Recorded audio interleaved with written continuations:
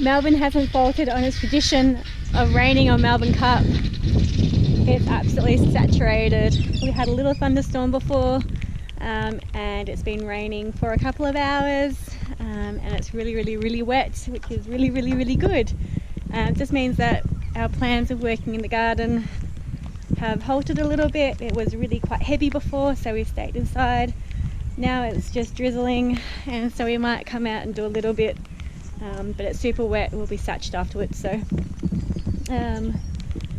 yeah, it's good. The ground's nice and wet because of it, and the pigs are filthy, the way pigs should be.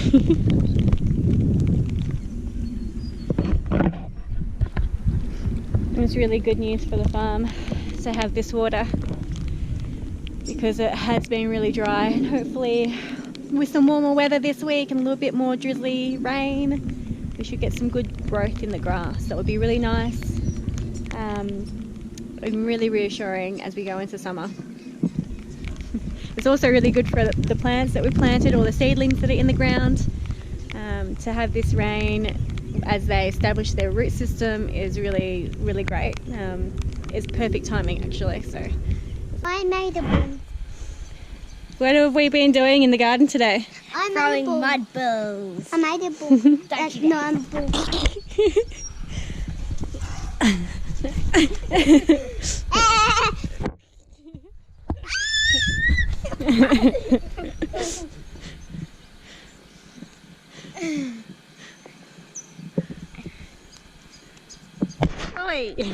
So we've been playing in the garden, pottering around, playing in the mud.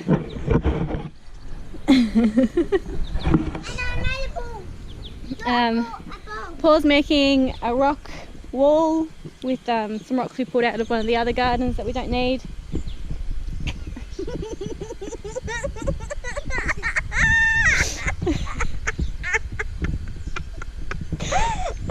And I've been planting some more artichokes on this bank because they're a perennial. Is that right? Perennial? Things you don't. Perennial, whatever. Is that, or is that annual? Which one's which? Perennial, I think, comes back every year. Because they're a perennial, however you say that word.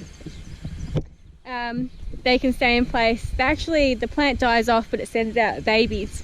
So I'm going to leave them. I'm going to plant them on this bank here because it's going to be too hard to grow annuals there and harvest continually, where these just are a one-off harvest, or you kind of harvest a couple of times during the year.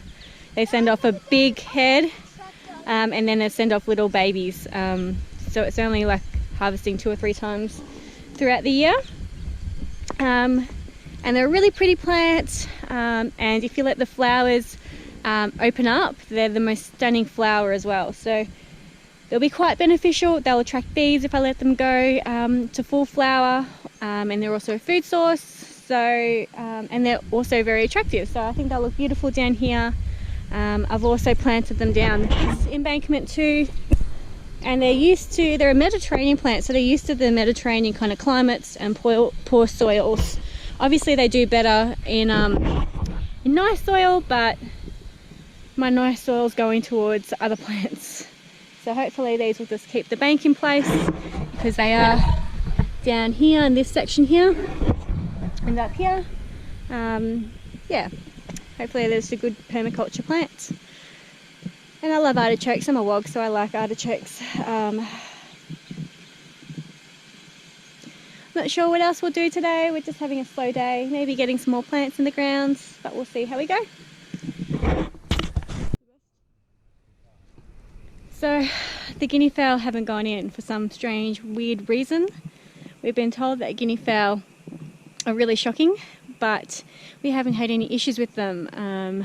I locked them up for 6 weeks, and then for a couple of days after we let them free range, we had to pull them out of the trees and put them in their pen. And ever since then, we've been able to get them back into they go into their pen naturally. We don't really have to round them up or anything, but today they're nesting in a really weird spot. So I don't know if it's because it was a bit dark, because it was raining and they didn't get back to the coop in time.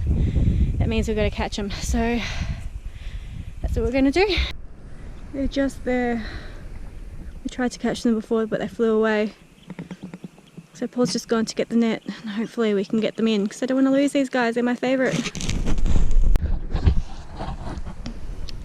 So we've got 2 guinea fowl, a boy and a girl, and Paul's just trying to catch the last one. Running away though. Hopefully we get it. That's the boy. But at least we've got these guys. Oh, missed it. He caught it mid-air with the net.